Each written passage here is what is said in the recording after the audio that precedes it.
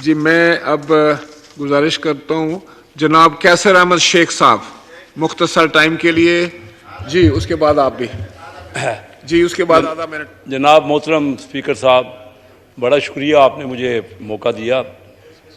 जनाब स्पीकर, जैसा कि आपको पता है कि कल हमारे स्टैंडिंग कमेटी फाइनेंस में इन मामलात को डिटेल से डिस्कस किया गया।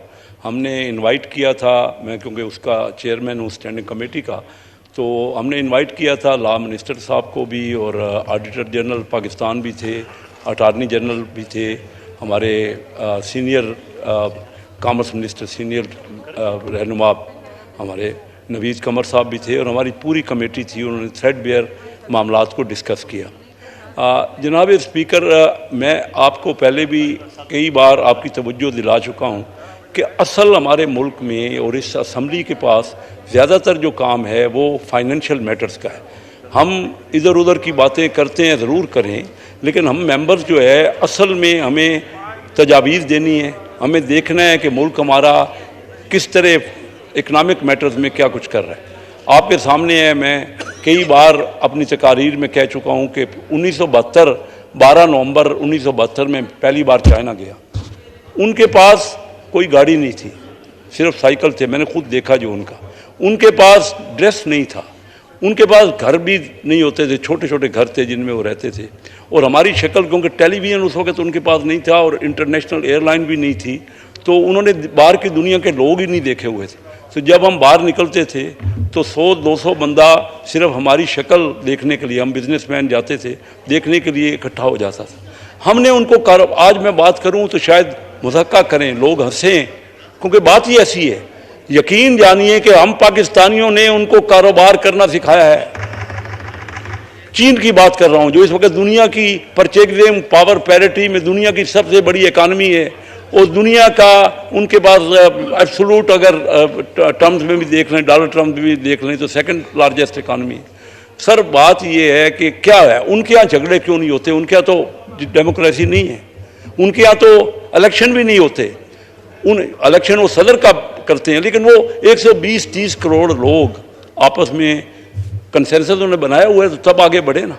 हम तो जब जब हुआ हम लड़ाई झगड़े ही करते रहे। हम जब इलेक्शन हुआ पाकिस्तान में, 1970 में इलेक्शन हुआ, क्या हुआ? अवामी लीग और पीपल पार्टी आपस में इलेक्शन के रिजल्ट में नहीं फैसला कर सके। इलेक्शन हो गए, इलेक्शन का रिजल्ट ये हुआ कि पाकिस्तान के साथ दो टुकड़े हमारा मुल्क हो गया, और इतना बड़ा अजीम मुल्क हम दो हिस्सों में, हमारे दो हिस्से हो गए। उसके बाद 77 में, जनाब स्पीकर आप तो इस बात के खुद गवाह हैं, 77 में इलेक्शन हुआ। इलेक्शन तो हो गया, लेकिन इलेक्शन के रिजल्ट नहीं माने गए। फिर जुडिशियल मर्डर हो गया, बहुत बड़े एक हमारे पॉपुलर लीडर जुल्फ़िकार भुट्टो साहब का, और फिर मार्शल लॉ लग गया। उसके बाद भी इलेक्शन होते रहे, 10 इलेक्शन हो चुके हैं। मैं खुद 6 इलेक्शन कंटेस्ट कर चुका हूँ, 7वां इलेक्शन अब हम सोच रहे हैं कंटेस्ट कर। रिजल्ट, इलेक्शन होना क्या सिर्फ ज़रूरी है, होना चाहिए, लाजमी है, इलेक्शन लाजमी है। ये हमें मिसाल दी जाती है कि इंग्लैंड में जब सेकेंड वर्ल्ड वार हो रही थी तब भी इलेक्शन हुए, वो उनकी हिस्ट्री है। हम अपनी हिस्ट्री देखें कि हमें जब जब इलेक्शन हुए, इलेक्शन हो गए, इलेक्शन के बाद हम आपस में बैठ नहीं सकते। पॉलिटिशियंस का मामला है, हम पॉलिटिशियंस की फेलियर है। पॉलिटिशियंस ने जो रिजल्ट दिया है, आज मुल्क में जो हालत है जनाब स्पीकर, हम वो अगर बात ना करें, सिर्फ अच्छी अच्छी बातें करते रहें, जो महंगाई का आलम है, जो पर कैपिटा इनकम को हमने कम कर दी है। मैं इस हाउस के फ्लोर से जनाब स्पीकर कह चुका हूँ, क्योंकि डॉक्टर महबूब हक मरहूम मेरे बड़े गहरे दोस्त थे, और मैं इस बात का गवाह हूँ कि मनमोहन सिंह इंडिया के फाइनेंस मिनिस्टर थे और डॉक्टर महबूब हक पाकिस्तान के फाइनेंस मिनिस्टर थे।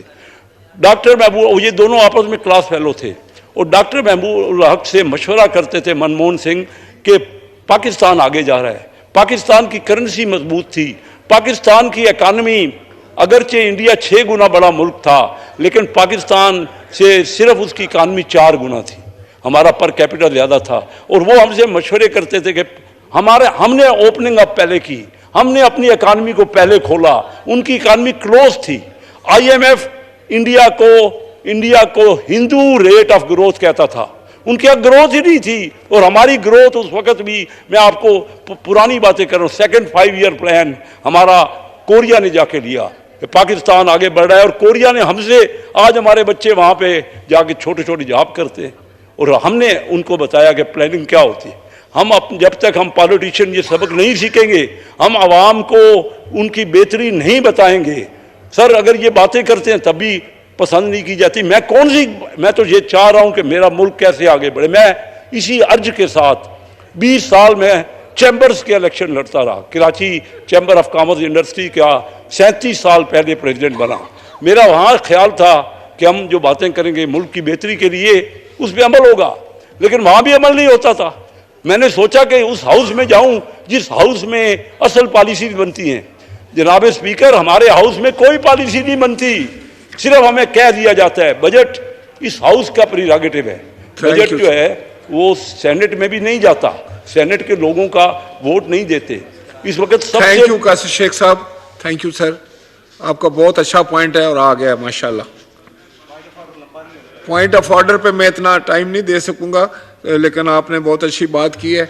जनाब अब्दुल अकबर खान चित्राली साहब, आप भी बहुत शॉर्ट पॉइंटों पे बात करूंगा जी। एक तो ये एक जनाब स्पीकर है, एक सेकंड जी, जनाब कैसर अहमद शेख साहब का माइक खोलें प्लीज, वाइंड अप कर लें, अपना फिक्रा मुकम्मल कर। आपकी मेहरबानी, आपने मेरी बात को अप्रिशिएट किया। मैं ये कहता हूँ कि ज़्यादा से ज़्यादा टाइम मैंने इनवाइट किया है प्राइम मिनिस्टर साहब को। परसों लाहौर में मैंने उनसे जाकर डिटेल मीटिंग की है और उन्होंने मुझे मेरे ज़िम्मे लगाया है कि बिज़नेस कम्युनिटी में कॉन्फिडेंस बिल्ड करें, क्योंकि इस वक्त कराची जो हमारे बिज़नेस का हब है, जो कराची जो है वो क्योंकि मेन इकानमी हमारी वहाँ से है और हमारा गेटवे है। सर बस इंडिया में इस वक्त 50-60 अरब डॉलर डायरेक्ट फॉरेन इन्वेस्टमेंट आ रही है, बाहर का इन्वेस्टर आ रहा है और वो लाइन लगी हुई है इंडिया में, और हमारे यहाँ 1 अरब डॉलर भी नहीं आ रहा। जनाब स्पीकर, मैं हल बता रहा हूँ क्यों IMF हमें नहीं दे रहा। IMF की कंडीशनैलिटी बहुत ज़्यादा है, हमें तो डॉलर चाहिए ना।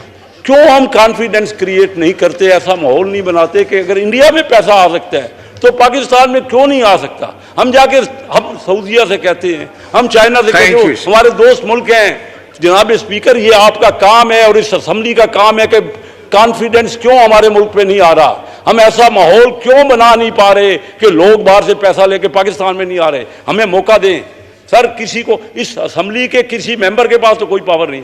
आज IMF से जो डिस्कशन हो रही है, मुझे बताएं कि इस असेंबली का कौन सा बंदा उस नेगोशिएशन में शामिल है। मैं थैंक यू वेरी मच जी। जनाब मौलाना अब्दुल अकबर चित्राली साहब, जनाब स्पीकर हो गया जनाब का, आ गया point of order. Point of order पे बस वो एक पॉइंट होता है, तो वो तकरीर के लिए फिर मैं किसी वक्त आपको वो स्पेशल टाइम दूंगा ताकि आप खुल के बात कर सकें।